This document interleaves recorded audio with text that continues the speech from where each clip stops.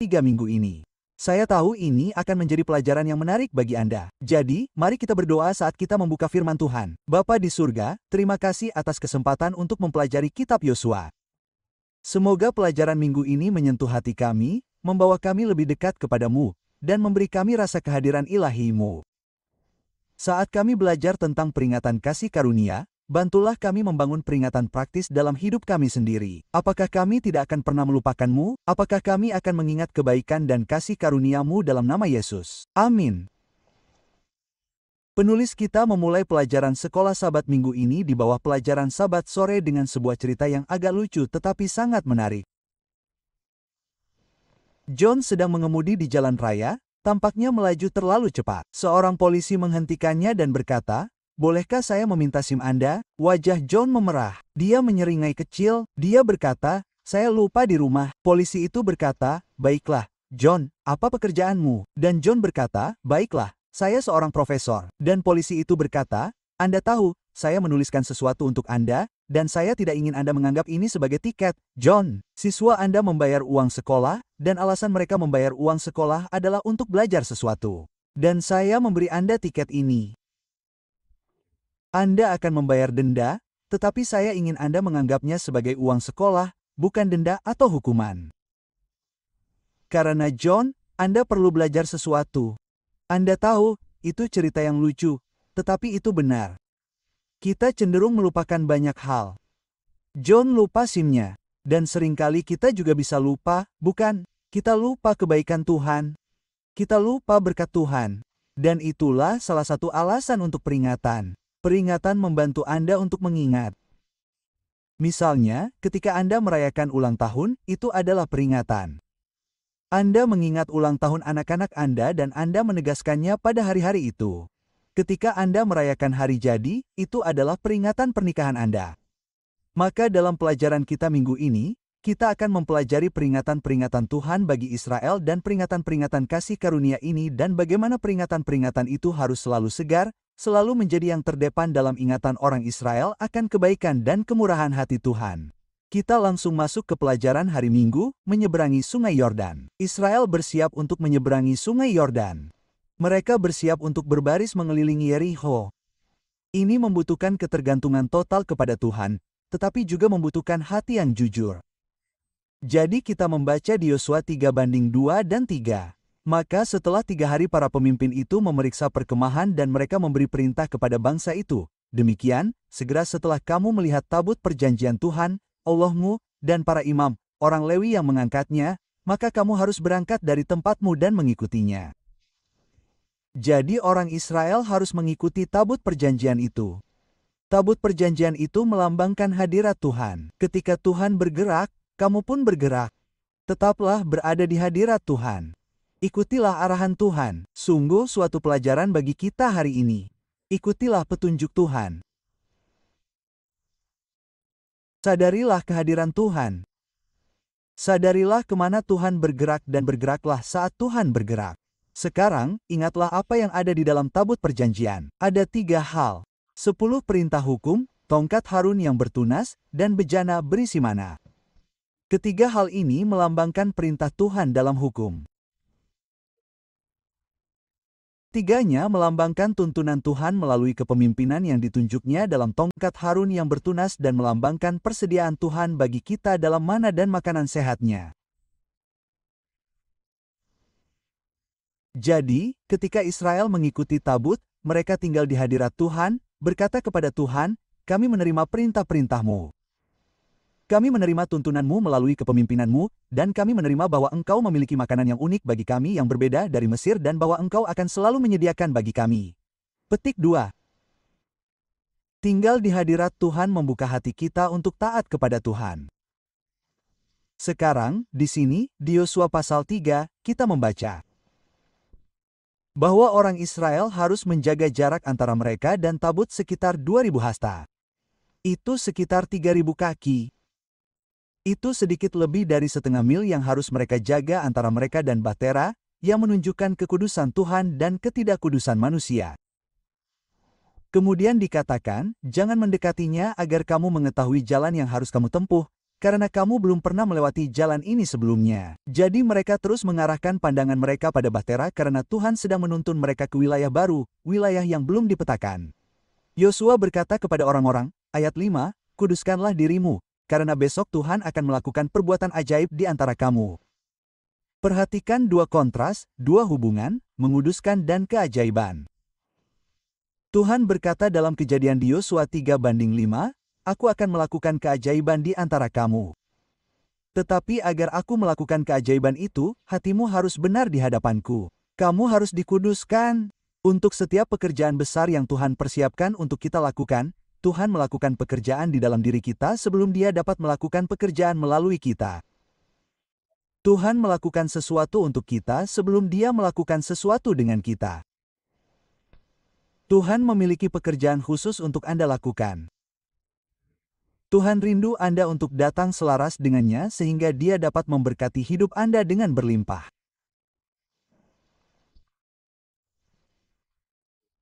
Anda tahu di sini dalam pelajaran kita tentang 4 atau 6 baris dari bawah dikatakan bahwa pengudusan melibatkan penyingkiran dosa dan penghapusan semua ketidakmurnian ritual. Perintah yang sama muncul dalam bilangan pukul 11:18 yang berkaitan dengan mukjizat Tuhan yang akan datang. Persiapan seperti itu juga diperlukan sebelum pertempuran terjadi. Sebelum Tuhan dapat berperang untuk Israel dalam pertempuran, mereka harus menunjukkan kesetiaan mereka kepadanya dan percaya kepadanya sebagai komandan mereka. Jadi Tuhan ingin melakukan mukjizat dalam hidup Anda dan saya. Tuhan ingin melakukan sesuatu yang istimewa dalam hidup kita. Namun hanya ketika hati dan pikiran kita didedikasikan kepadanya, kita mengizinkannya melakukan mukjizat itu dalam hidup kita. Kita beralih ke pelajaran hari Senin, Tuhan yang hidup dan penuh keajaiban. Dan di sini kita melihat bahwa Tuhan tidak dibatasi oleh ciptaannya. Kejadian melainkan Yosua pasal 3 ayat 6 dan seterusnya. Dan saya akan membuka ayat 13 di Yosua pasal 3. Akan terjadi, segera setelah jiwa para imam yang mengangkat tabut Tuhan, Tuhan seluruh bumi, berhenti di dalam air sungai Yordan, maka air sungai Yordan itu akan terputus, air yang mengalir dari hulu, dan semuanya akan berhenti seperti bendungan. Tuhan berkata, akulah Tuhan atas segala ciptaan, dan aku dapat membelokkan air sungai Yordan. Tuhan berkata kepada Anda hari ini, aku dapat membelokkan air yang keruh dalam hidup Anda.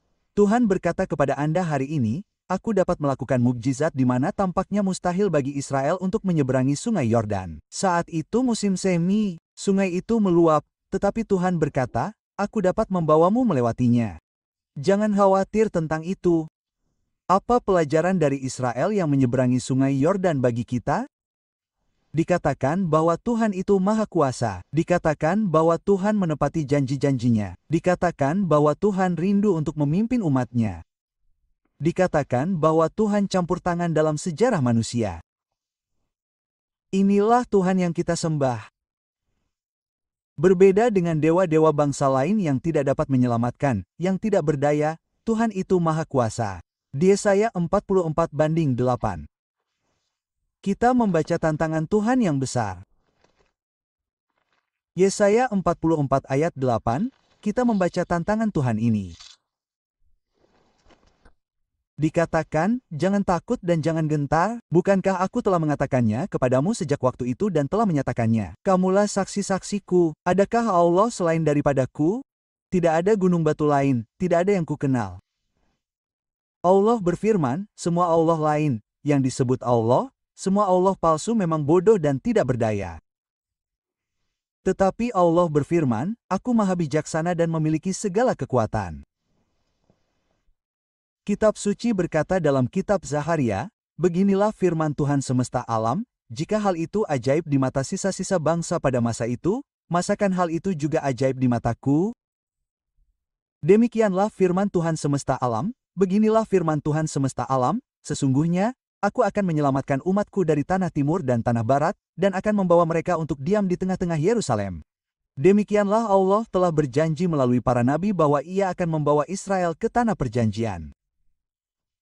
Dan Allah adalah Allah yang menggenapi janji-janjinya. Allah telah membuat janji kepada kita juga. Israel telah mengembara di padang gurun selama 40 tahun. Dan umat akhir zaman Tuhan juga telah mengembara.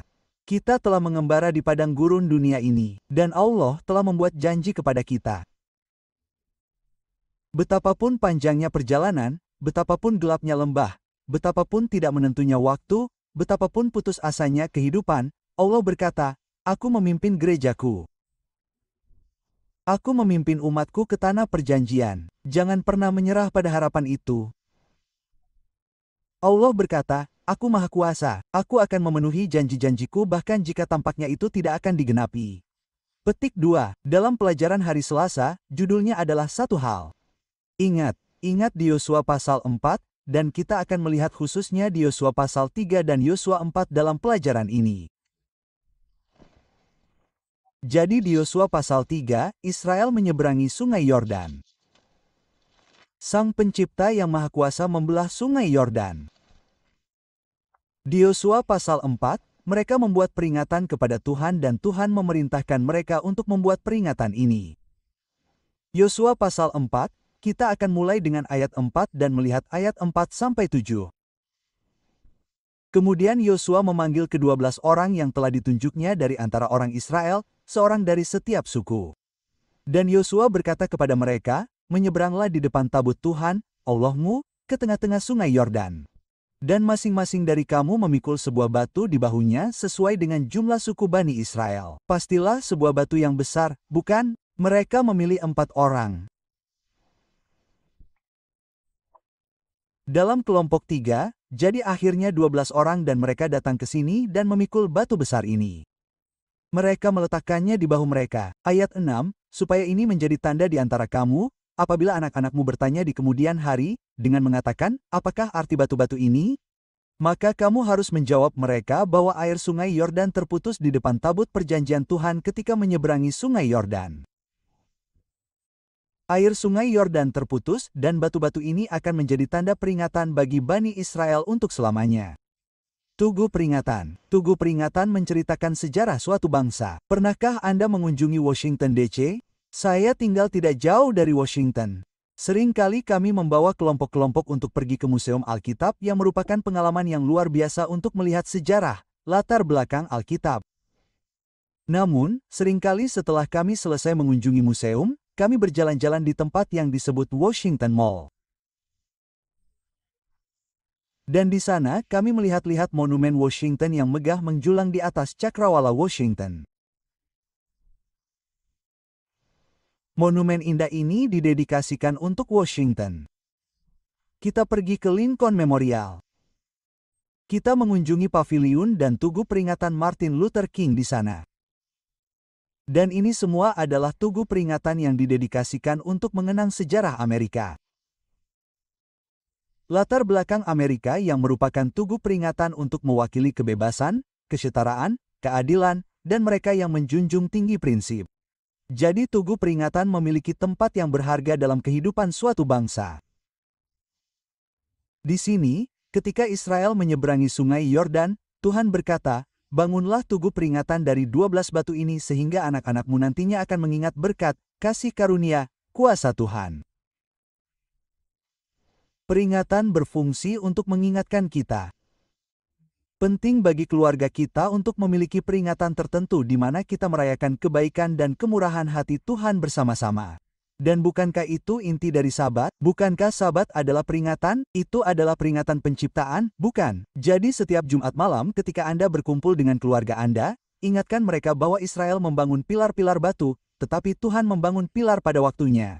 Dan Tuhan menciptakan Sabat hari ke-7 sebagai peringatan bahwa Dia menciptakan kita yang bukan setitik debu kosmik. Bahwa gen dan kromosom yang bersatu untuk membentuk struktur biologis unik dari kepribadian kita bukanlah suatu kebetulan yang tidak disengaja. Bahwa Tuhan menciptakan kita, Tuhan membentuk kita, kita memiliki identitas, kita istimewa di dalam Dia. Ingatkan anak-anak Anda bahwa Sabat adalah peringatan kasih karunia Tuhan. Kita beristirahat dalam kasih dan pemeliharaannya. Kita beristirahat dalam kebaikannya, kita beristirahat dalam keselamatannya. Dan itu juga menunjuk ke depan sebagai peringatan bahwa Kristus akan datang kembali. Bahwa Eden akan dibangun kembali. Jadi, carilah peringatan, baik itu perayaan ulang tahun di mana Anda mengingatkan anak-anak Anda bahwa hidup adalah anugerah Tuhan.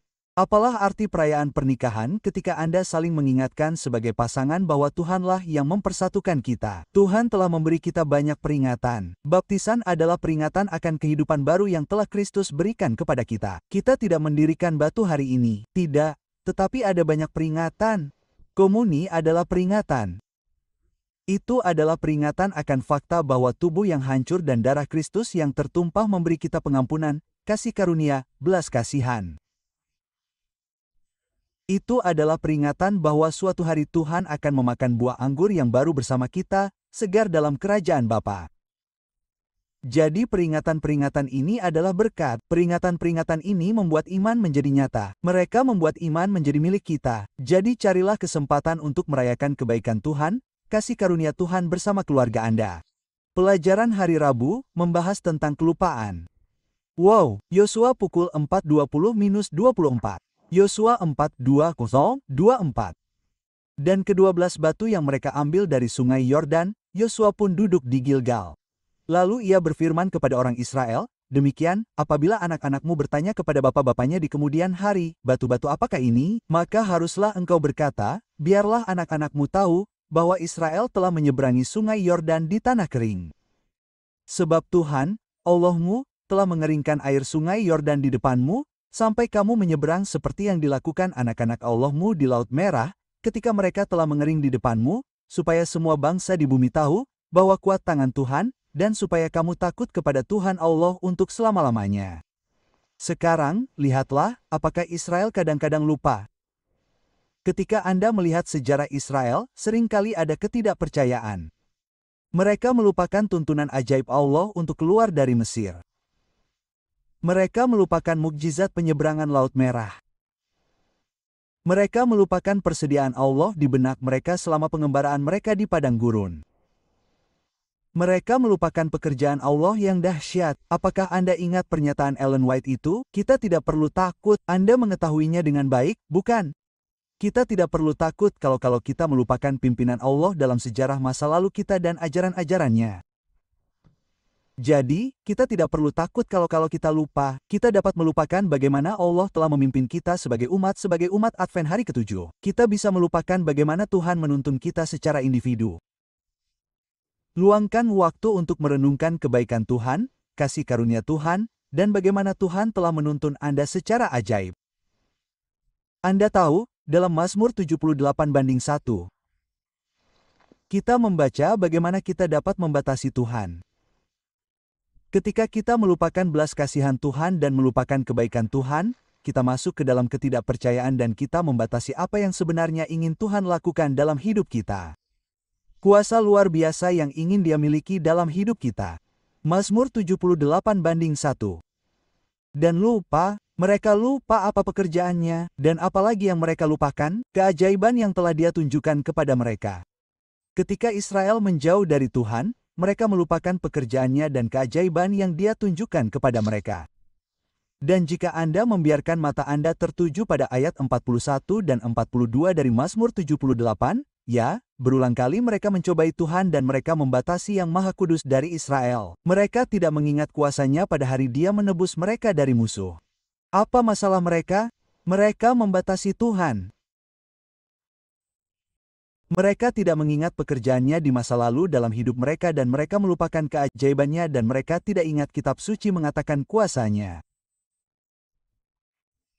Jadi Tuhan membatasi apa yang dapat Dia lakukan untuk mereka. Jangan pernah membatasi kuasa Tuhan dalam hidup Anda.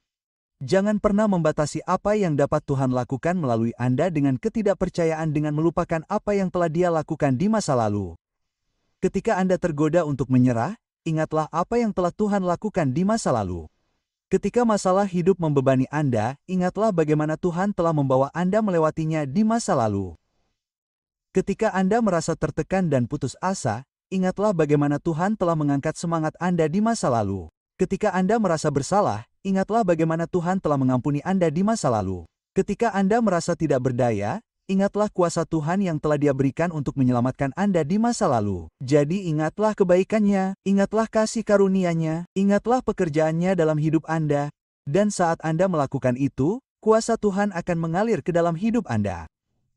Ada sesuatu di seberang sungai Yordan. Perhatikan apa yang dikatakan kitab suci dalam Mazmur 66:6. Itu ada di awal pelajaran hari Kamis. Dia mengubah laut menjadi tanah kering. Mereka menyeberangi sungai dengan berjalan kaki. Oleh karena itu, kita akan bersukacita dalam Dia. Saya suka ide ini. Oleh karena itu, kita akan bersukacita di dalam Dia. Bersukacitalah dalam kebaikan Tuhan. Bersukacitalah dalam kasih karunia Tuhan. Tahukah Anda, ada cukup banyak hal dalam hidup yang dapat membuat kita terpuruk. Ada cukup banyak hal dalam hidup yang dapat membuat kita patah semangat. Ada cukup banyak hal dalam hidup yang dapat memadamkan kegembiraan kita. Dan itu seperti tendangan di perut yang menghilangkan napas harapan. Namun Tuhan berkata, "Aku menyertaimu. Aku telah menuntunmu di masa lalu. Aku tidak akan mengecewakanmu sekarang."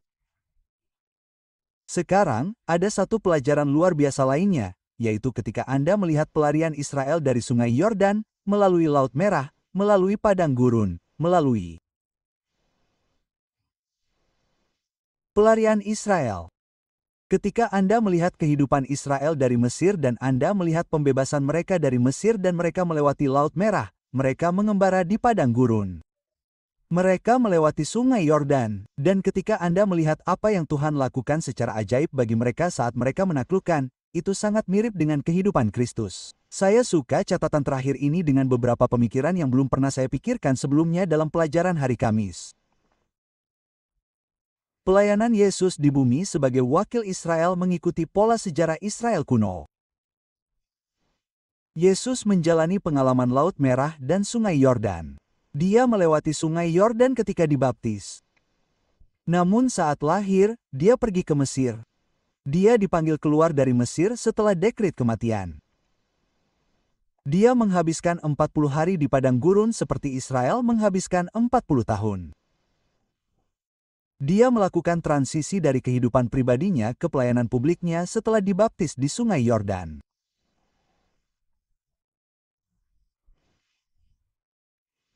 Jadi ketika Anda melihat ini sangat mirip, Kristus adalah manusia teladan dan Yesus meninggalkan kita teladan kesetiaan di mana Israel tidak setia dalam ketaatan, di mana Israel tidak taat dalam kesalehan, di mana kadang-kadang Israel berpaling dari perintah-perintah Tuhan.